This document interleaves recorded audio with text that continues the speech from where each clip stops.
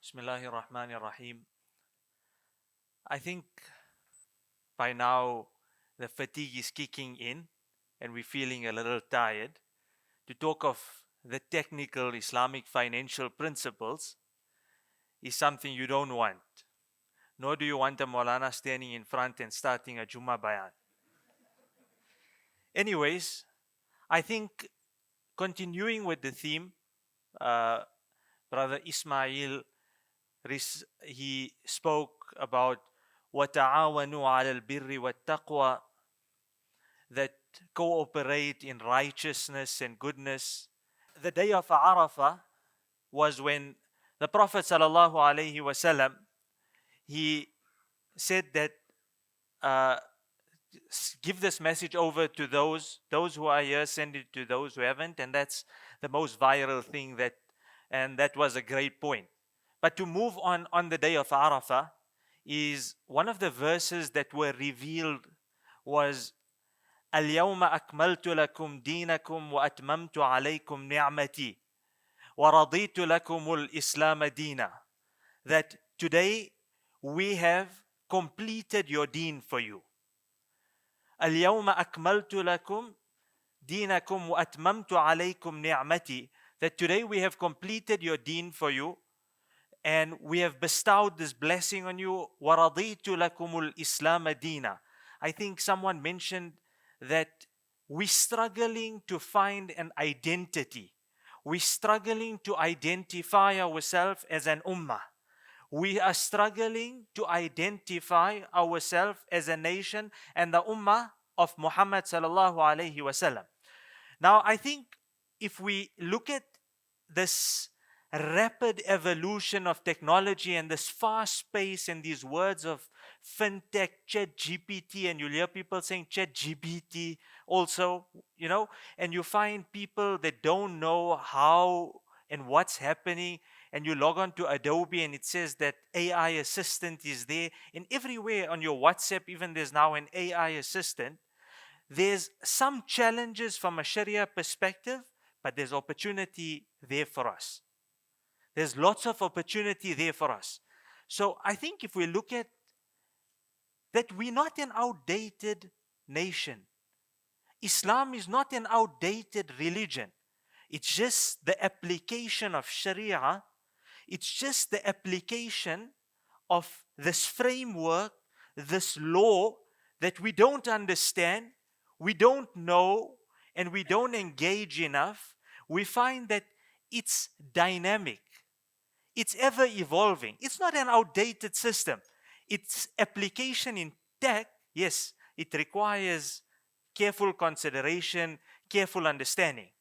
The verse that I recited, and it just, there's so many thoughts that are crossing my mind, and it was great. It was a great morning of listening to all the speakers, and I'm thinking, which point can I steal from each presenter so I don't have to go through my slides? But I think when we speak of this, اليوم أكملت لكم دينكم, that today we have completed your deen for you.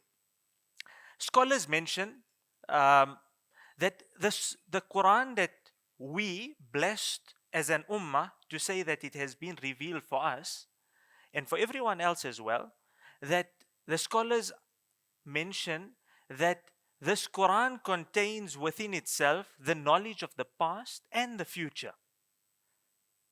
Scholars mention, but maybe we won't like what they say next. لكن تقاصر عنه أفهام الرجال. But the human intellect, so as much as we're talking tech and we're talking advancement and we're talking enhancement, the human intellect is evolving gradually to grasp the depth of the Holy Quran. So that correlation, and to bridge the two between understanding Sharia, understanding Islamic law, and understanding the world and the advancements of the world, and merging the two.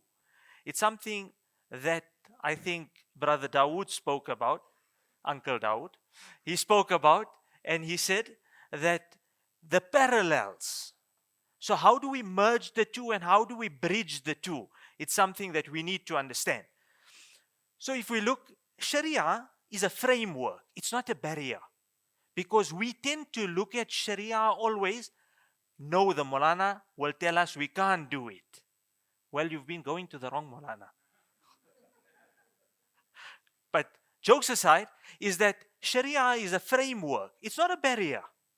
Is that a way of life? The application of Sharia, if I were to explain it in a sentence, is from the cradle to the grave. That's Islam.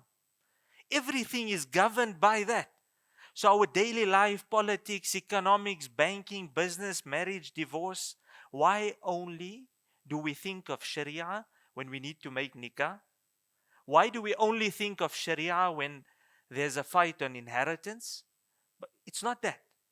So now we see that obviously Sharia is something that there's an entire framework. You need to understand this framework or consult with someone who understands that framework. Once you find yourself in that framework, then you have the flexibility to select and go as you want. Now, this is a tech conference. We're speaking of fintech, and I think I'm going to bring it into Islamic fintech. Is that we look at this Islamic fintech. So obviously, when we say fintech, Brother Ahmed spoke about what fintech, obviously financial technology. I mean, when I heard the word fintech, I'm thinking great word. And then when I look deeper in financial technology, they cut them in half and put it together. That's where we came up with fintech, right? So it's been evolving. And yes, at times we don't have an in-depth understanding of fintech. And if we don't have an in-depth understanding of fintech, then we use the word very loosely. But solutioning through technology for a financial problem, that's fintech. Now, how do we make it Islamic? Is that solutioning for a financial problem in a Sharia compliant manner, in an Islamic way. So, if we come back to this Sharia, if we look, Sharia is a framework and it's not a barrier. I was reading something, and one of the pioneers of Islamic finance, Sheikh Hussein Hamid Hassan, a prominent Egyptian scholar, one of the founders in the Islamic financial sector, he says that a group of bankers went to him and they said, but we can't do banking in an Islamic way because Sharia is very limiting. It's very restricting for us. And I might have said it as a joke earlier, is that we need to have a solutionist mindset of how we as an ummah are going to move forward together in this world without breaching the principles of Sharia. Right? How are we going to move forward as an ummah without breaching the principles of Sharia? So he said, do not misunderstand Sharia to be something which only closes doors. That you can't do it, and we only look to Sharia when we don't want to do something. But rather, he says, for every door that Sharia closes in its wisdom, there's 100 other doors that are allowed, that we can utilize. We're just not looking in the right places. And we're not looking to do it in the right way. And that is Sharia. So if we look now, I think that was the topic. And the principles of Islamic finance, they go, it's quite extensive. And I don't think we can cover it in the 10 minutes or 15 minutes that I've been allocated. I'm just worried that paper is going to come up soon, and I'm going to close now. So the principles are there. We know this framework that we speak about. I'd like to think of it as a playground, that that there's this general rules: don't get involved in alcohol, don't get involved in tobacco, don't get involved in whatever, casinos, gambling, and all these different things.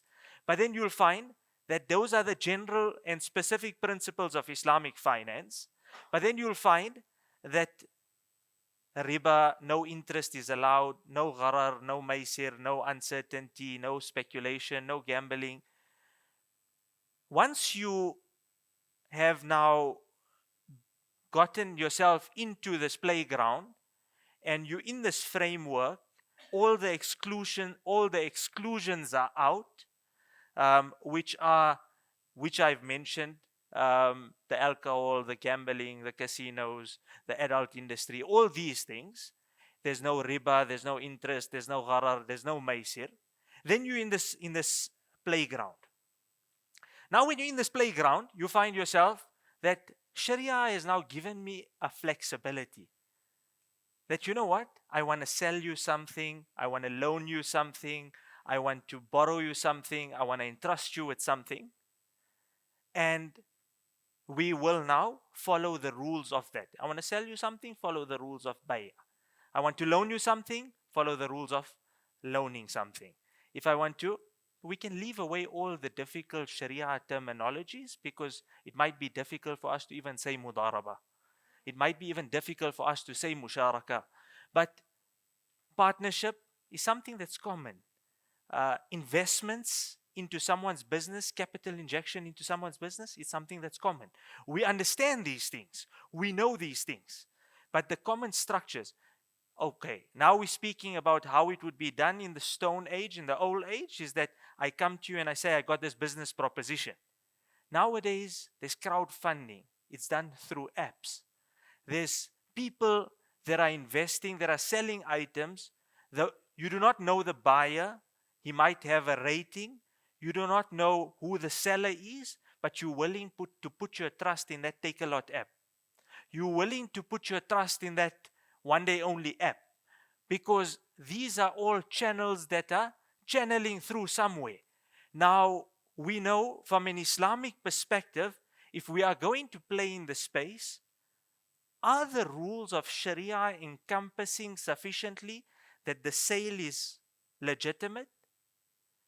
Is there an acceptance, an offer and acceptance that has taken place? Put in your card details. Is there a lease which is similar?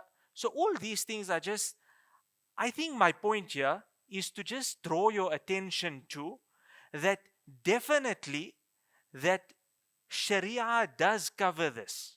We do not need to be afraid when we have an idea that if I am to ask the Maulana, he's going to say no. We rather go and sit and solution our idea that we're not breaching the principles we're not breaching the principles of Sharia. I think if we look that something that the world is speaking about, I think blockchain, when we hear the word blockchain, we immediately thinking Bitcoin. I know it hit 99,000 yesterday, but that is not blockchain. Blockchain is an amazing tech.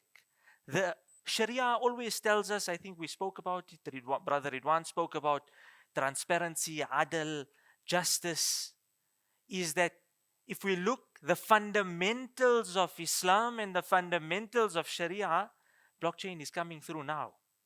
An innovation that's very recent, but Sharia has been speaking. So it's something that we don't need to be afraid of, but rather we need to see how we can utilize it to further enhance Sharia. Because transparency is something that Sharia always speaks about. Smart contracts.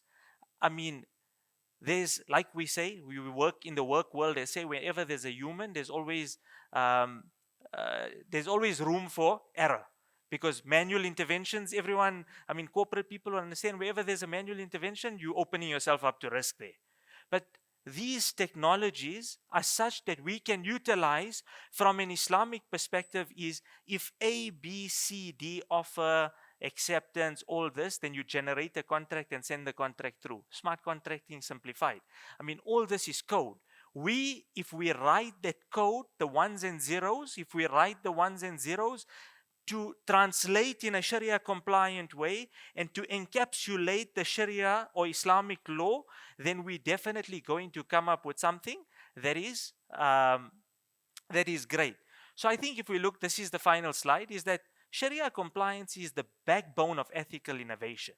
If we want to create and we want to go ahead and we want to innovate, then let's not forget that we're not moving on a separate highway from Sharia, but Sharia And ethical innovation is something that's going to go side by side. We're lucky to call ourselves the Ummah of Muhammad sallallahu alaihi wasallam, because it's intrinsic in our nature that we know what ethical innovation speaks about. So let's ensure that the tech we create today builds a better, more ethical future, both for the Ummah and beyond. Jazakumullahu khairan.